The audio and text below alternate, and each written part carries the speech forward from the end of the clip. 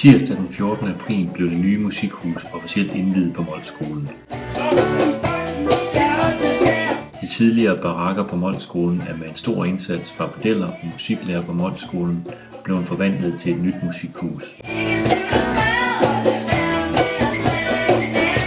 De nye lokaler skal fremover danne rammerne for musikundervisningen på Molskolen og for eleverne i Syddjurs Kulturskole. Lokalerne giver en god lyd, og der er lavet fast scene i musikhuset. Det er meningen, at rammerne i musikhuset på Molskolen skal inspirere børn og unge på Mols til at spille musik og til at få gode oplevelser.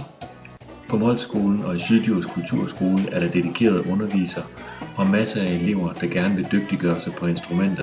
Til indvielsen den 14. april havde musiklærer fra Syddjurs Kulturskole Simon Becker og Niels Rue sammensat et spændende program, hvor eleverne fra Molskolen og Syddjurs Kulturskole optrådte med forskellige numre.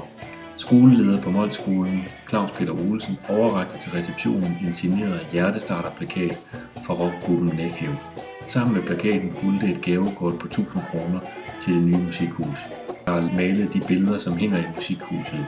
Eleverne fra Molskolens 7. årgang havde tryllet i køkkenet og har lavet lækker buffet med ufoer, ristede rugbrød med dip og andre lækkerier.